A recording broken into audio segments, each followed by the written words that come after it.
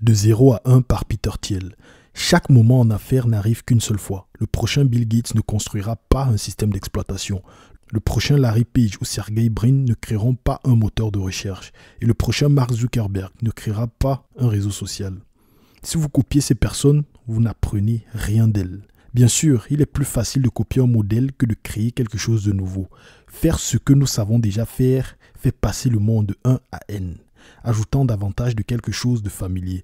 Mais chaque fois que nous créons quelque chose de nouveau, nous passons de 0 à 1. L'acte de création est singulier, tout comme le moment de création, et le résultat est quelque chose de frais et d'étrange. À moins qu'elles n'investissent dans les tâches difficiles de créer de nouvelles choses, les entreprises échoueront à l'avenir. Peu importe à quel point leurs bénéfices restent importants aujourd'hui, que se passe-t-il lorsque nous avons tiré tout ce que nous pouvions des ajustements minutieux des anciennes lignes de métier que nous avons héritées? Aussi improbable que cela puisse paraître, la réponse menace d'être bien pire que la crise de 2008. Les meilleures pratiques d'aujourd'hui mènent à des impasses. Les meilleurs chemins sont nouveaux et inexplorés. De 0 à 1 traite de la manière de construire des entreprises qui créent des choses nouvelles. Il s'appuie sur tout ce que j'ai appris directement en tant que cofondateur de PayPal et de Palantir, puis en tant qu'investisseur dans des centaines de startups, y compris Facebook et SpaceX. Mais bien que j'ai remarqué de nombreux schémas et que je les relate ici, le livre ne propose aucune formule pour le succès. Le paradoxe de l'enseignement de l'entrepreneuriat est qu'une telle formule ne peut exister, car chaque innovation est nouvelle et unique. Aucune autorité ne peut prescrire de manière concrète comment être innovant. Et en fait, le modèle le plus puissant que j'ai remarqué est que les personnes qui réussissent trouvent de la valeur dans des endroits inattendus. Bienvenue sur le podcast des héros. Nous parlons de la tech et apprenons des héros du passé et du présent pour devenir ceux du futur. Je suis votre hôte, Damien Domer.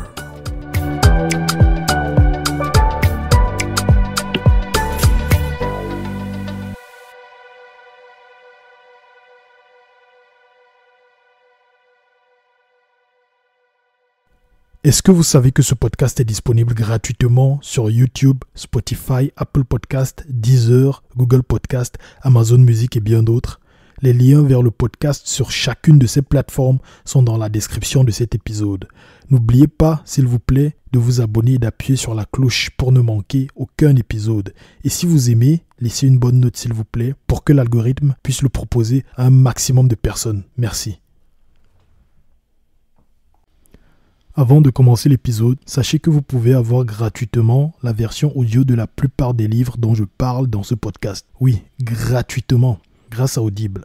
Audible est une plateforme où vous pouvez acheter et écouter des livres audio. Si vous utilisez mon lien, doumer.me/audible, donc doumer.me/audible, audible, doumer.me/audible. Bon, le lien est dans la description. Donc, si vous utilisez mon lien et que c'est votre première fois d'utiliser votre compte Audible, vous aurez le livre dont je parle dans cet épisode gratuitement ou n'importe quel autre livre audio de votre choix. En fait, j'aime les livres audio car ils sont super pratiques, surtout quand vous êtes dans les transports en commun ou dans une salle d'attente et que vous voulez faire bon usage de votre temps. Bon, cette introduction était celle du livre De 0 à 1 par Peter Thiel avec Blake Masters.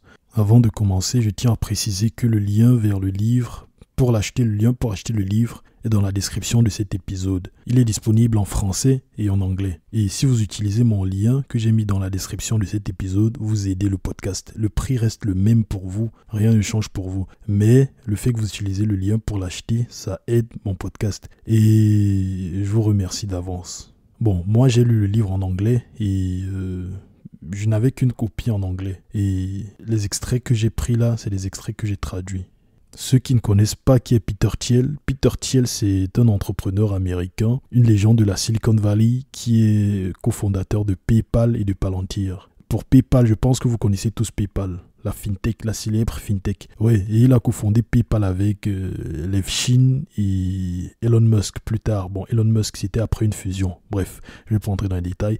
Mais c'est un entrepreneur célèbre. Il est aussi très connu comme l'un des premiers investisseurs de Facebook. Et c'est grâce à son capital de départ que Mark Zuckerberg a pu faire la scale-up, faire étendre Facebook à travers plusieurs campus. Bon, vous l'aurez compris, c'est quelqu'un qui a une très grande expérience dans le monde de l'entrepreneuriat et la création des startups. Et il est très influent. Donc voici son livre et les leçons qu'il a apprises lors de ses investissements et lors de la création de ses startups. Et il faut souligner que Palantir et PayPal sont toutes des licornes. Donc le gars, il a contribué à créer plus d'une licorne, ce qui est déjà phénoménal. Faire une licorne, c'est phénoménal. Et en faire deux, c'est quelque chose. Mais c'est quoi une licorne? Une licorne, c'est une startup qui est valorisée à 1 milliard ou plus, 1 milliard de dollars ou plus, une licorne. Ça fait partie des termes que je vais utiliser dans cet épisode et peut-être dans les prochains épisodes. Pourquoi 0 à 1? Lorsque nous réfléchissons à l'avenir, nous espérons un avenir de progrès. Ce progrès peut prendre l'une des deux formes. Le progrès horizontal ou extensif consiste à copier ce qui fonctionne, à passer de 1 à n.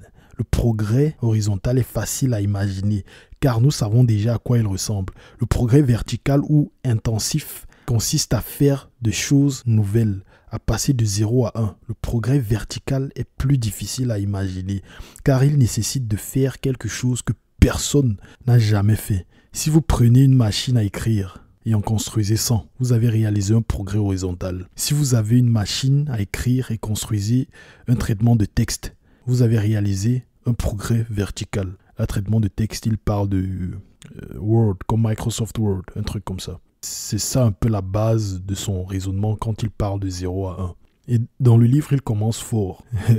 Le gars, il commence à parler de l'époque où il a lancé PayPal avec Max Levchin, son cofondateur. Il dit qu'à cette époque, les startups étaient en feu. C'était la fin des années 90. Le monde des startups était en feu à la Silicon Valley et c'était avant la bulle .com. C'était avant que cette bulle-là n'éclate, la bulle Internet. À cette époque, il y avait des milliers de startups. Les startups voyaient le jour partout aux États-Unis. Et il parle de cette euphorie qui se passait à l'époque. Il dit que le monde était devenu fou. Ça me fait un peu penser à 2021 avec tous les projets crypto qui étaient partout sur Internet. Et des investisseurs qui jetaient de l'argent dans des entreprises qui créaient des trucs avec la blockchain et les crypto-monnaies. Et aussi des gens lambda qui mettaient toutes leurs économies dans le bitcoin ou d'autres crypto-monnaies ou même des shitcoins en espérant faire fortune. Cette même folie-là, je pense que c'est ça qu'il décrit. Et je pense que la folie qu'il décrit dans les années 90, lors de la bulle Internet, était même pire. Parce que la façon dont il décrit dans le livre, c'est fou. Il parle d'une connaissance à lui qui avait 40 ans, mais qui était encore à la fac. Et cette connaissance venait d'avoir 6 startups. Il avait ouvert 6 startups à la fois qu'il gérait simultanément. Et les investisseurs jetaient de l'argent partout. Une autre de ses connaissances parlait de l'introduction en bourse de sa société avant même de l'avoir créée. Vous imaginez un peu, vous voyez. C'était fou avant que la bulle Internet n'éclate, la dot-com bubble, comme on dit en anglais. Et même PayPal à cette époque. Bref, je vais vous lire l'extrait. Comment est-ce qu'il décrit comment PayPal était à cette époque. Écoutez bien. Au moins, PayPal avait une mission suffisamment grandiose. Celle que les sceptiques d'après la bulle qualifieraient plus tard de grandiose. Nous voulions créer une nouvelle monnaie Internet pour remplacer le dollar américain. Notre premier produit permettait aux gens d'envoyer de l'argent d'un Palm Pilot à un autre. Les Palm Pilot, c'est les premiers appareils mobiles, un peu comme l'ère avant les smartphones. C'était des petits appareils comme des agendas que vous pouvez noter, faire des notes, faire plein de trucs, comme une tablette quoi. Une tablette mais en primitif. Bref, si vous allez sur Google, vous verrez un peu de quoi il parle. Donc, il dit... Notre premier produit permettait aux gens d'envoyer de l'argent d'un Palm Pilot à l'autre. Cependant, personne n'avait besoin de ce produit. Personne n'en avait besoin. Sauf les journalistes qui l'ont désigné comme l'une des 10 pires idées commerciales de 1999. Les Palm Pilot étaient encore trop exotiques à l'époque. Mais l'email était déjà courant. Alors nous avons décidé de créer un moyen d'envoyer et de recevoir des paiements par email.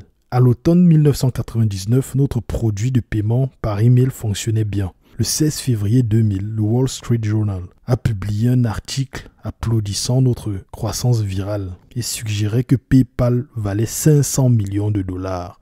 Lorsque nous avons levé 100 millions de dollars le mois suivant, Le mois suivant, notre principal investisseur a pris la valorisation rapide estimée par le journal comme une autorité. D'autres investisseurs étaient encore plus pressés. Une entreprise sud-coréenne nous a envoyé 5 millions de dollars sans négocier aucun accord, ni signer de documents. Lorsque j'ai essayé de leur rendre l'argent, ils ne m'ont pas dit où l'envoyer.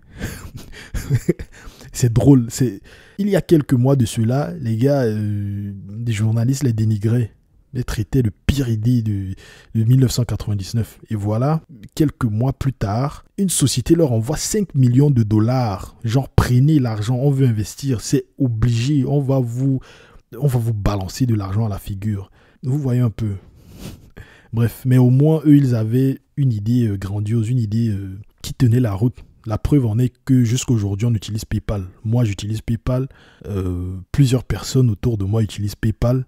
Donc voilà. C'est un peu comme ça que c'était à cette époque-là, l'atmosphère dans la Silicon Valley. Et l'histoire de PayPal est fantastique. Le prochain épisode sera sur PayPal. Ça, je vous le dis. Et je pense que vous allez l'adorer. Là, j'ai lu le livre de la biographie des fondateurs de PayPal. Bon, c'est un livre sur PayPal et c'est tellement fantastique. Je vous assure que si vous êtes un fondateur de start-up, vous devez lire ce livre. Ça va dans les détails, dans la bataille qu'il y avait dans PayPal, l'acquisition d'utilisateurs, product market fit, les erreurs qu'ils ont fait, les pivots. Le projet PayPal n'est pas né en tant que l'idée de faire les paiements comme on connaît aujourd'hui. C'est né de plusieurs pivots. Donc, Elon Musk de son côté avait sa société et Max Levchin et Peter Thiel de l'autre côté avaient leur société. Et les deux n'avaient pas du tout envisagé que les gens auront besoin de leur solution. Mais après plusieurs pivots chacun de leur côté, ils ont réussi à converger vers cette solution-là, PayPal. Ils ont écouté le marché et ils ont réussi à sortir avec cette solution. Et ce processus de pivot et comment ils se sont adaptés au marché, c'est fantastique. Bref, je vais faire un épisode dessus. Il ne faut pas que je vous spoil. Je ne veux pas spoiler. Et ce qui est marrant, c'est que PayPal était une start-up avec tellement de talent qu'après, il y a eu ce qu'on appelle la mafia de PayPal. Les fondateurs de PayPal et les premiers employés sont allés de leur côté et ils ont créé chacun, bon pas tous, mais certains d'entre eux ont créé chacun au moins une licorne. Vous vous rendez compte, chacun d'entre eux allait de leur côté créer au moins une licorne. Il y avait Peter Thiel qui après PayPal a fait Palantir, Elon Musk qui a fait SpaceX et Tesla. Il y a les fondateurs de YouTube et LinkedIn. Bref, Yammer, il y en a tellement. Je vais en parler dans le prochain épisode, promis. Il sortira bientôt. J'ai hâte de faire cet épisode même. J'ai hâte. Ouais. Donc du coup, dans le livre, il parle aussi de ce qu'il a appris du dot-com crash. Donc là, quand la bulle Internet a éclaté et tout ce qu'il a appris de ce crash-là. Et c'était au début des années 2000. Et voici quelques leçons qu'il partage dans le livre. La première leçon est 1. De réaliser des avancées incrémentales. Les grandes visions ont enflé la bulle Internet. Elles ne devraient donc pas être encouragées. Quiconque prétend être capable de faire quelque chose de grand est suspect. Quiconque veut changer le monde devrait faire preuve de plus d'humilité. Les petites étapes progressives sont la seule voie sûre à suivre. Rester agile et flexible. Donc ça, c'est le deuxième point. Le deuxième enseignement, la deuxième leçon qu'il a appris. La deuxième leçon est de rester agile et flexible. Toutes les entreprises doivent être non planifiées. Vous ne devriez pas savoir ce que votre entreprise fera.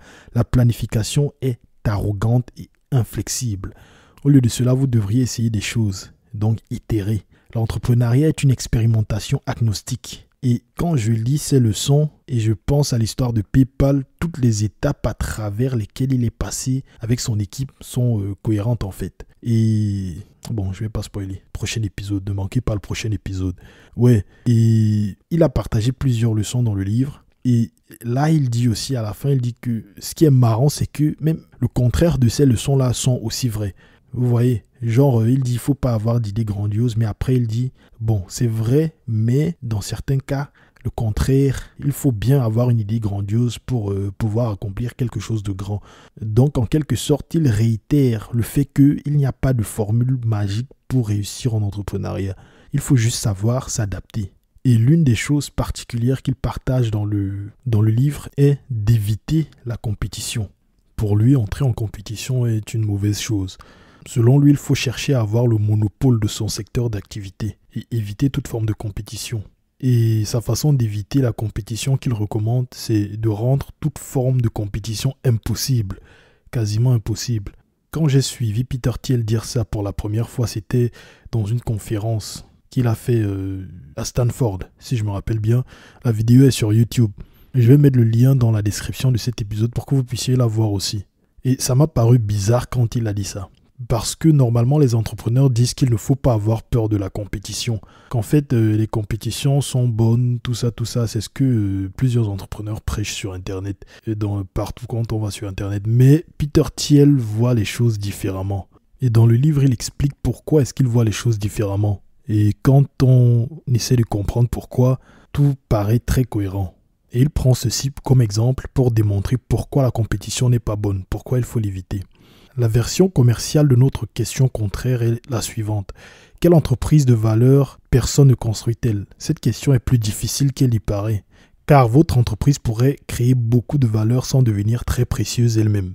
Créer de la valeur ne suffit pas. Vous devez également capturer une partie de la valeur que vous créez. Cela signifie que même de très grandes entreprises peuvent être de mauvaises entreprises. Par exemple, les compagnies aériennes américaines transportent des millions de passagers et créent des centaines de milliards de dollars de valeur chaque année. Mais en 2012, lorsque le prix moyen d'un aller simple en avion était de 178 $, les compagnies aériennes ne réalisent que 37 cents de profit par passager et par trajet. C'est très petit. Mince. Comparez cela à Google, qui crée moins de valeur, mais en capture beaucoup plus. Google a généré 50 milliards de dollars de revenus en 2012, contre 160 milliards de dollars pour les compagnies aériennes, mais a conservé 21% de ses revenus en tant que bénéfice. Plus de 100 fois la marge bénéficiaire de l'industrie des compagnies aériennes cette année-là. Vous voyez la différence. Bon, je continue. Les compagnies aériennes se font concurrence entre elles. Là, il parle encore de la concurrence, la compétition. Mais Google se distingue. Les économistes utilisent deux modèles simplifiés pour expliquer la différence. La concurrence parfaite et le monopole. La concurrence parfaite est considérée à la fois comme l'état idéal et par défaut dans les cours d'économie. Les marchés dits parfaitement compétitifs atteignent un équilibre lorsque l'offre des producteurs rencontre la demande des consommateurs. Chaque entreprise sur le marché concurrentiel est indifférenciée et vend des produits homogènes identiques. Étant donné qu'aucune entreprise ne détient un pouvoir de marché, elles doivent toutes vendre au prix déterminé par le marché. S'il y a de l'argent à gagner, de nouvelles entreprises entreront sur le marché, augmenteront l'offre, feront baisser les prix et élimineront ainsi les bénéfices qui les ont attirés en premier lieu. Si trop d'entreprises entrent sur le marché, elles subiront des pertes. Certaines fermeront et les prix remonteront à des niveaux durables sous la concurrence parfaite. À long terme, aucune entreprise ne réalise de profit économique. L'opposé de la concurrence parfaite est le monopole. Alors qu'une entreprise en concurrence doit vendre au prix du marché, un monopole possède son marché et peut fixer ses propres prix. Étant donné qu'il n'a pas de concurrence, il produit la quantité et le prix qui maximisent ses profits. Je pense que cet exemple dit tout. Le gars compare les compagnies aériennes, leurs profits, leurs bénéfices, et Google qu'il considère comme un monopole. Même pas qu'il considère. On sait tous que Google a le monopole de la recherche sur Internet. Les parts de marché de Google sur le Search Engine Market, sur le marché des moteurs de recherche, c'est ridicule même. Ça va, je crois, au-delà de 80%. Pendant ce temps, il y a Bing, Yahoo et d'autres qui se battent là en bas. Bon, récemment, ça a un peu changé avec l'arrivée des ChatGPT. Mais j'espère bien que Microsoft va réussir à prendre le dessus sur Google. Là, actuellement, il y a la guerre de l'IA qui se passe. Il y a une guerre féroce. Actuellement, l'instant où j'enregistre cet épisode, il y a eu Microsoft Build et il y a eu Google I.O. 2023. Et chacune des entreprises ont sorti des produits IA innovants qui facilitent la recherche et qui facilitent l'utilisation de toute leur gamme de produits. Microsoft a amélioré la recherche en intégrant des copilots dans presque tous leurs produits, comme Windows, comme Visual Studio, beaucoup d'autres produits. Et Google a fait pareil avec Gmail et tout. On va voir comment ça va avancer. Et j'ai trop hâte de voir ce qui se passera dans les 10 années, dans les 10 prochaines années. Bon, j'espère que Microsoft va réussir à manger les parts de marché de Google. Parce que on a beau dire que le monopole est bien pour ceux qui ont créé l'entreprise, mais la compétition est meilleure pour les consommateurs comme vous et moi. Donc voilà un peu. Et aussi pour revenir à l'exemple de Peter Thiel, c'est un exemple parfait pour démontrer à quel point la compétition peut être nocive pour les entreprises. Donc il faut avoir un monopole. Et il explique aussi dans le livre comment avoir ce monopole, qu'est-ce qu'il faut faire, les stratégies. Et son exemple est tellement cohérent, mais pas très évident du premier coup. Bon, quand vous y pensez, vous n'allez pas tout de suite réfléchir comme lui l'a fait. Mais maintenant que j'explique, quand j'ai lu ça la première fois, je me suis dit c'est très cohérent. Et il dit aussi que Google est un exemple de start-up qui est allé de 0 à 1. Ils n'ont pas eu de compétiteurs dans le domaine de la recherche depuis qu'ils ont distancé Yahoo et Microsoft au début des années 2000.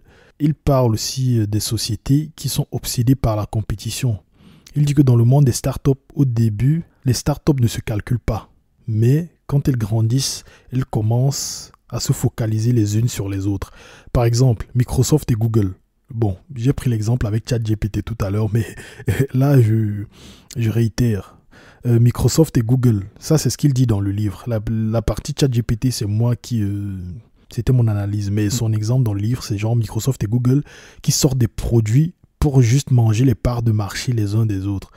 Et par exemple, Windows, Microsoft a Windows et Google a sorti Chrome OS. Google a son Google Search Engine et Microsoft a sorti Bing. Office et Google Docs et plusieurs autres produits. Pendant que ces deux-là se battaient pour copier ou bien entrer en compétition contre l'autre, il y avait une autre société qui de son côté avançait sans aucun problème, Apple. Et Apple est passé calmement et a dominé avec ses produits uniques.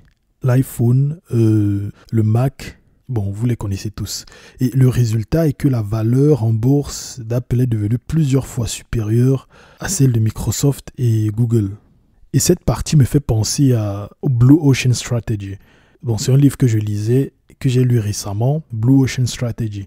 Et ce livre, en fait, ça parle d'une stratégie que les entreprises doivent adopter pour éviter la compétition et créer de nouvelles opportunités tout en facilitant l'acquisition de nouveaux utilisateurs. Et en fait, le livre divise le marché des sociétés en deux parties, l'océan rouge et l'océan bleu. L'océan rouge, c'est où il y a des requins qui se battent et qui dévorent la chair et le sang qui coule à flot partout. Et ça rend l'océan rouge, genre Red Ocean. Et de l'autre côté, il y a l'océan bleu, Blue Ocean, où il n'y a pas de compétiteurs, il n'y a que vous. Et vous pouvez manger autant de poissons là-bas, autant de chair que vous voulez. Et vous n'aurez pas de compétiteurs et l'océan ne sera pas rouge avec du sang partout.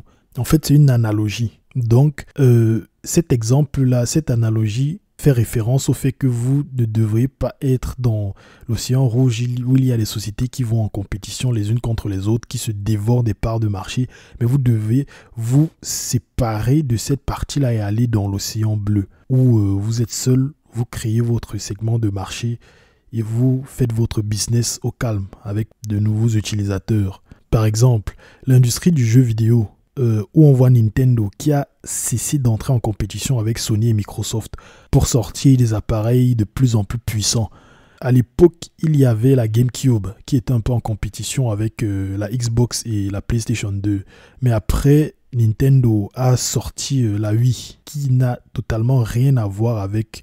qui n'avait rien à voir avec les autres consoles. La Wii se jouait avec une sorte de télécommande et les mouvements, et aussi ça se jouait avec des mouvements. Bref, ils ont sorti une part de marché qui a permis d'acquérir de nouveaux utilisateurs tout en offrant des jeux totalement inédits qui n'étaient pas copiés par la concurrence. Et un autre exemple aussi dans le livre, ils ont pris l'exemple de Ford.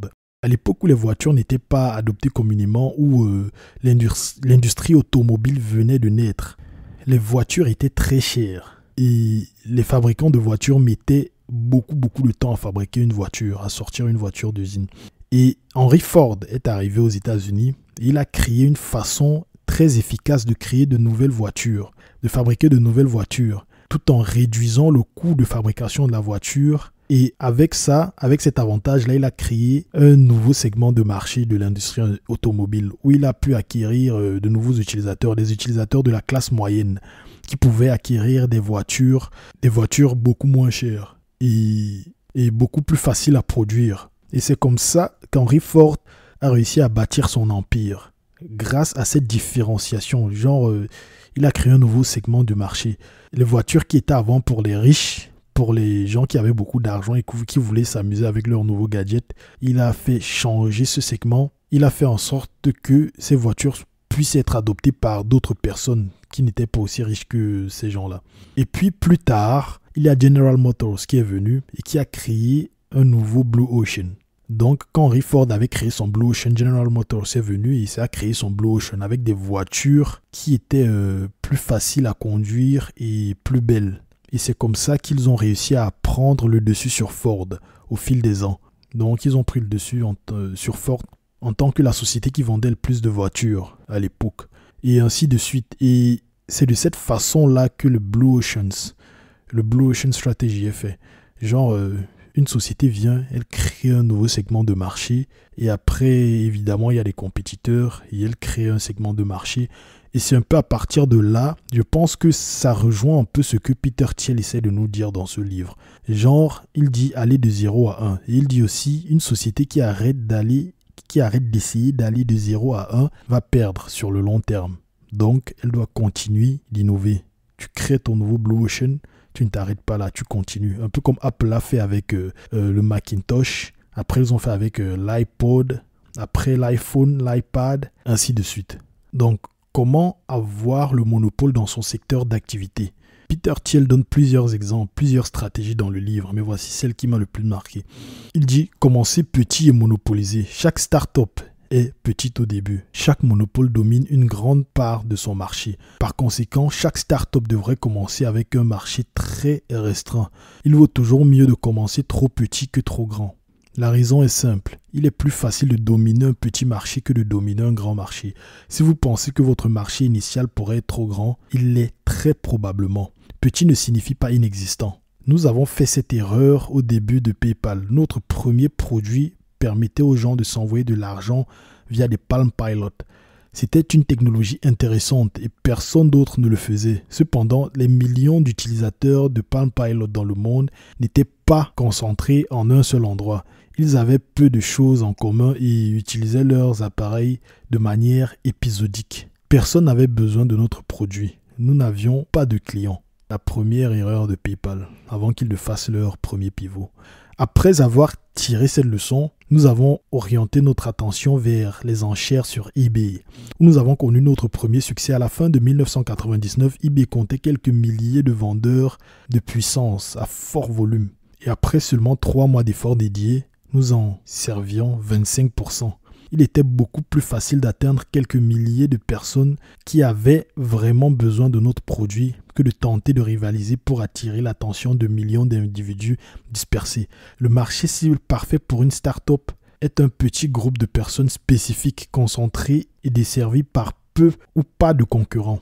Un grand marché est un mauvais choix. Un grand marché déjà desservi par des concurrents est encore pire. C'est pourquoi il est toujours inquiétant lorsque les entrepreneurs parlent de capturer 1% d'un marché de 100 milliards de dollars. En pratique, un grand marché manquera soit d'un bon point de départ, soit il sera ouvert à la concurrence. Il est donc difficile d'atteindre 1% et même si vous réussissez à obtenir une petite part, vous devrez vous contenter de maintenir vos activités à flot. Car la concurrence acharnée signifie que vos bénéfices seront nuls. Donc voilà comment il explique. Et un autre truc intéressant dans le livre est qu'il dit qu'il faut chercher les secrets. Il faut chercher les secrets. Cette partie du livre me fait ouvrir les yeux sur tellement de choses. Pour Peter Thiel, nous devons continuer à rechercher les secrets de ce monde. Et il pense que les gens recherchent de moins en moins de secrets. Bon, je pense que vous vous demandez ce qu'il entend par secret. Bon, sa définition de secret n'est pas celle à laquelle vous avez été habitué. Il ne parle pas de répandre des commérages ou de parler dans le dos des gens. Non, au contraire, il parle de vérités importantes sur le monde que les autres ne réalisent pas. Je répète, des vérités importantes sur le monde que les autres ne réalisent pas. C'est ça les secrets. et selon lui, les gens ne cherchent plus autant les secrets qu'avant. D'après lui, les innovations sont créées à partir des secrets que les gens réussissent à trouver dans le monde. Et il dit ceci: la plupart des gens agissent comme s'il n'y avait plus de secrets à découvrir. Un représentant extrême de cette vision est Ted Kaczynski, tristement connu sous le nom de Unabomber. Kaczynski était un enfant prodige qui s'est inscrit à Harvard à l'âge de 16 ans. Il a obtenu un doctorat en mathématiques et est devenu professeur à l'UC Berkeley. Mais vous n'avez jamais entendu parler de lui qu'à cause de la campagne de terreur de 17 ans qu'il a menée avec des bombes artisanales contre des professeurs, des technologistes et chefs d'entreprise. À la fin de l'année 1995, les autorités ne savaient pas qui était Unabomber, ni où il se trouvait. Le plus gros indice était un manifeste de 35 000 mots que Kaczynski avait écrit et envoyé anonymement à la presse. Le FBI a demandé à certains journaux de renom de le publier en espérant obtenir une avancée dans l'affaire. Cela a fonctionné. Le frère de Kaczynski a reconnu son style d'écriture et l'a dénoncé. On pourrait s'attendre à ce que ce style d'écriture montre des signes évidents de folie. Mais le manifeste est étrangement cohérent. Kaczynski affirmait que pour être heureux, chaque individu doit avoir des objectifs dont la réalisation nécessite des efforts et doit réussir à atteindre au moins certains de ces objectifs. Il a divisé les objectifs humains en 3 groupes. 1. Des objectifs qui peuvent être satisfaits avec un effort minimal. 2. Des objectifs qui peuvent être satisfaits avec un effort sérieux.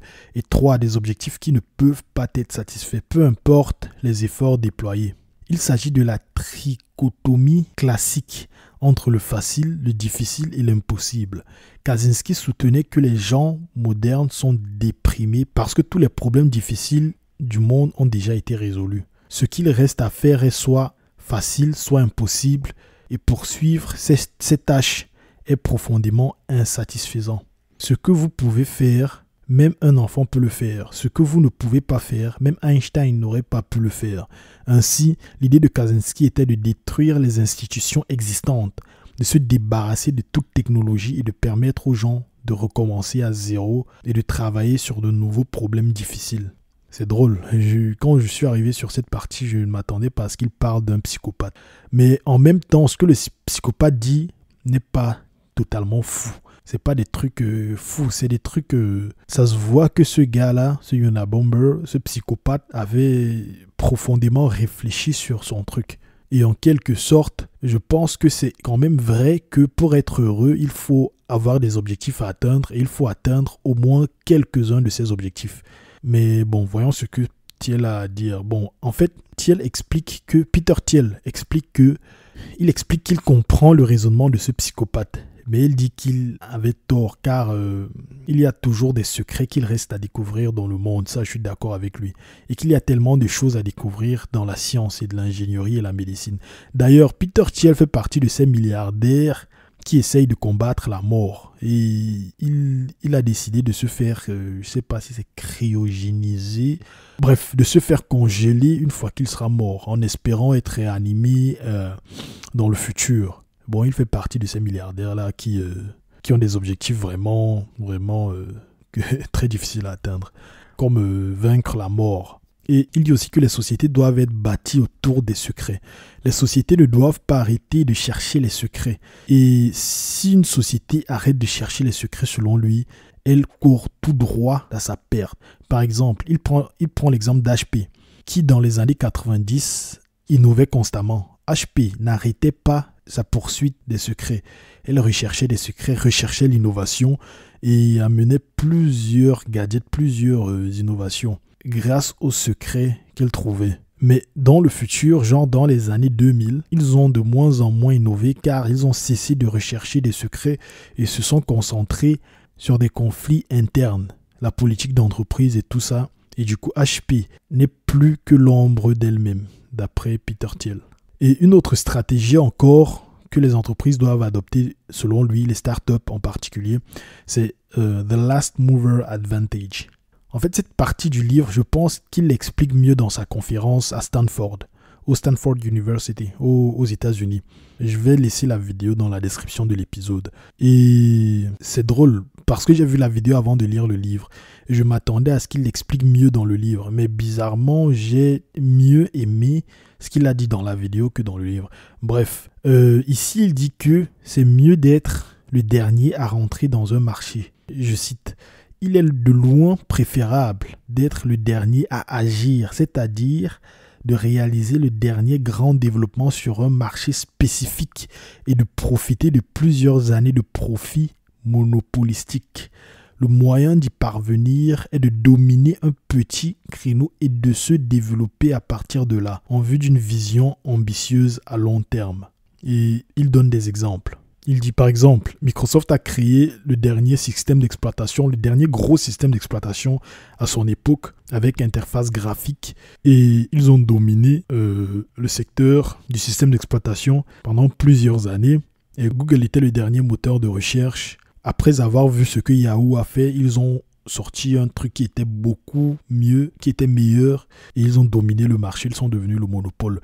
Il donne aussi l'exemple de Facebook. Il dit Facebook était le dernier réseau social à l'époque. Genre, il y avait MySpace, il y avait plusieurs réseaux sociaux. Mais Facebook est venu, ils ont fait le dernier gros truc, quoi. Et ils se sont imposés. Bref, c'est les exemples qu'il donne. Mais ces explications sont bien meilleures dans la vidéo. Je vous conseille de voir la vidéo. Je pense que vous allez mieux comprendre ce qu'il dit. Et il dit que rentrer en dernier te permet de regarder ce que les autres font et de te positionner stratégiquement pour être meilleur et différent des autres. Et ça aide aussi à créer une société qui aura le monopole sur le marché. Dans le livre, il parle de tellement de choses, de tellement de concepts très intéressants. Ça se voit que le gars, il réfléchit beaucoup à la technologie et la façon dont ça va impacter l'humanité. Par exemple, il parle du fait que les gens sont focalisés sur la technologie comme outil purement technologique. Donc, utiliser la technologie purement sans aucune fusion. Et pour lui, il dit que ce n'est pas forcément idéal. Il dit que la meilleure utilisation de la technologie, c'est en la fusionnant avec l'être humain. Par exemple, il dit qu'à PayPal, il y avait un problème très important dans leur système de fraud detection. Et il y avait des hackers et des gens mal intentionnés qui volaient beaucoup d'argent parce que le système de PayPal était défaillant, le système de sécurité de PayPal était défaillant. Et pour résoudre ce problème, ils ont commencé par faire un système purement informatique qui devait fonctionner de façon autonome. Mais c'était tellement complexe. Et ce qu'ils ont fait, c'est qu'ils ont dû mélanger le système informatique avec un système humain, quoi, avec l'aide d'un être humain pour prendre le dessus. Et grâce à ce mélange, ils ont réussi à résoudre ce problème. Et plus tard, quand il a fini avec PayPal, quand PayPal, il a vendu PayPal à eBay, ce qui s'est passé, c'est que le gars, il a eu l'idée, il s'est dit, mais à l'époque de PayPal, le FBI avait besoin de notre logiciel. À l'époque de PayPal, le FBI sollicitait même les services de PayPal pour détecter des fraudes et le blanchiment d'argent. Du coup, on peut utiliser cette idée. Et il a créé Palantir. Et il a utilisé le même concept dans Palantir, la fusion de la technologie et de l'être humain. Et Palantir est devenu une licorne. Et il dit que Palantir a aidé à détecter où se trouvait Osama Ben Laden, si je me rappelle bien. Bref, ouais, il parle de cette fusion entre la technologie et l'être humain. Il va dans des concepts un peu poussés et ses réflexions, ça me plaît beaucoup. Bon, je vous conseille de prendre le livre. Utilisez le lien dans la description pour l'acquérir, s'il vous plaît. Ça va beaucoup aider le podcast si vous utilisez ce lien en particulier. Maintenant, place aux leçons tirées du livre. Pour ceux qui n'écoutent pas jusqu'à la fin, bon, vous qui avez écouté jusqu'à présent, jusqu'à ce moment du podcast, déjà je vous remercie. Mais sachez que dans chaque épisode du podcast, ce que je fais, c'est que je donne un petit résumé des points qu'on peut retenir, les points les plus marquants du livre, genre les leçons les plus importantes du livre. Donc à la fin de chaque épisode, je donne des points très importants qu'on peut retenir et les meilleures leçons tirées du livre. Et donc je pense que c'est dommage pour ceux qui n'écoutent pas jusqu'à la fin. Je pense qu'ils perdent beaucoup. Donc, les leçons tirées du livre. Déjà, 1. Les gens talentueux n'ont pas besoin de travailler pour vous. Ils ont plein d'options. Et pour les attirer, il faut miser sur la vision de l'entreprise. Ceci, c'est un peu similaire à ce que presque tous les entrepreneurs dont j'ai lu la biographie disent. Par exemple, Xavier Niel, c'était le même concept. Xavier Niel, plusieurs autres. Bon, je vais laisser le lien vers l'épisode de Xavier Niel que j'ai fait. C'est l'épisode 7, oui. Là, je parle de Xavier Niel, son parcours, son histoire, comment il est devenu riche, comment il a bâti son empire et tout. Donc, c'est une stratégie que les gens qui réussissent utilisent. Si vous voulez avoir du talent, recruter des gens talentueux, aller en compétition avec d'autres entreprises qui ont beaucoup d'argent, proposer un meilleur salaire, il dit que ça ne fonctionne pas. Il dit qu'il faut miser sur la vision de l'entreprise. Et il donne aussi sa technique de management. Il dit que ça a tellement bien fonctionné que ça a beaucoup aidé PayPal à ses débuts. Il dit chez PayPal, il a signé chaque tâche à une seule personne. Et seulement une seule personne. Et la tâche était claire et unique. Genre, chaque employé savait ce qu'il allait faire et il savait qu'il allait être évalué uniquement sur cette chose qu'il avait à faire, sur cette tâche. Et ça a considérablement diminué les conflits selon lui. Parce que les conflits engendrés en entreprise sont très souvent dus au fait qu'il y a une collision entre les tâches qui sont effectuées par plusieurs, par deux ou trois ou plusieurs employés. Un autre point qu'il souligne, le troisième, c'est que votre start-up doit être un type de culte. Les employés doivent être soudés. Ça doit être une équipe unie et ils doivent être des amis. Il dit la culture d'entreprise doit régner en maître. Vous ne voulez pas de renégats qui dévalorisent la culture d'entreprise. Et il dit qu'on doit tout faire pour garder cette culture, garder l'amitié entre les membres de l'équipe et éviter les consultants. Les sociétés de consulting, selon Thiel, sont l'inverse de ce qu'une start-up doit être. Parce que les consultants partent souvent. Genre, ils ne sont pas constants, quoi. Ils s'en vont et la société n'a pas de mission claire et d'être des sociétés de consulting. Il prend Accenture comme exemple. Il dit que les consultants dans Accenture, souvent, ils s'en vont et la société n'a pas de vision nette et claire. Et il dit la différence entre un culte et votre start-up doit être que un culte est fanatiquement dans l'erreur à propos de quelque chose, tandis que votre start-up est fanatiquement dans le vrai à propos de quelque chose. Donc, c'est ça la seule différence. Vous devriez être appelé un culte ou une mafia ou un truc comme ça, tellement la culture d'entreprise règne en maître. Et il dit aussi, l'un des points les plus importants, c'est que construire et ils viendront est un mythe. Un produit tellement bien fait qu'il se vend tout seul n'existe pas. La vente est extrêmement importante. Ça, c'est un truc qu'il souligne. Et il dit que les geeks et les développeurs ne pensent pas vraiment à la vente. Moi, je suis un geek, je suis un développeur, un ingénieur logiciel depuis que je sais pas quel âge, depuis que je suis adolescent, je code. Et j'ai travaillé sur pas mal de trucs et il a raison. Il a totalement raison. Focus sur la technique, sur la beauté du produit, la beauté du design, l'informatique, le code, la maintenabilité, tout ça, l'architecture. Mais la vente, on s'en fout de ça carrément. Et il a très raison. Et il dit que les geeks, ils détestent même les vendeurs, limite, ils les méprisent. C'est ce qu'il dit. Avec leur costume en cravate qui essaie de vous arnaquer. Bref, les gens pensent toujours que c'est des arnaqueurs. Mais en fait, il dit les meilleurs vendeurs sont ceux qui arrivent à vous vendre quelque chose sans même que vous ne vous en rendiez compte. Il prend pour exemple Elon Musk. Il dit qu'Elon Musk, c'est l'un des meilleurs vendeurs. Et je n'avais pas vu Elon Musk sous cet angle-là jusqu'à ce que je lise PayPal, l'histoire de PayPal. L'histoire que je vais vous raconter prochainement. Bref, il parle de la façon dont Elon Musk a réussi à vendre Tesla et SpaceX et acquérir des contrats de plusieurs milliards de dollars avec la NASA. Et c'est brillant. Il dit que les meilleurs vendeurs sont les maîtres, les vendeurs. Il y a plusieurs catégories de vendeurs. Et ceux qui sont maîtres, grandmasters, c'est comme ça qu'il dit, sont ceux qui te vendent un truc sans que tu ne t'en rendes même compte. Et ces gens-là sont très, très, très, très, très rares. Et il faut les garder près de soi. Bon, et pour revenir à ce que je disais, il dit que le fait que les geeks détestent vendre et détestent les vendeurs n'est pas une bonne chose. La meilleure approche est de mettre la vente comme un truc très important. Genre, bien sûr, après la création du produit, parce que c'est le produit qui compte, mais la vente est très importante aussi, ne doit pas être négligée. Bref, le livre est très, très, très édifiant. Je vais m'arrêter là et je vous donne rendez-vous pour le prochain épisode à propos de PayPal, la mafia de PayPal. Les fondateurs, les technophiles, les visionnaires qui ont impacté le secteur financier au début des années 2000 et qui ont créé une fintech légendaire, PayPal. Ne manquez pas le prochain épisode. Bravo, vous avez terminé cet épisode du podcast des héros. Merci de le partager avec 2 personnes de votre entourage. Donnez-lui une note de 5 étoiles et rajoutez un gentil commentaire pour que l'algorithme puisse le proposer à un maximum de personnes. Et suivez-moi sur les réseaux sociaux pour rester à jour. Merci.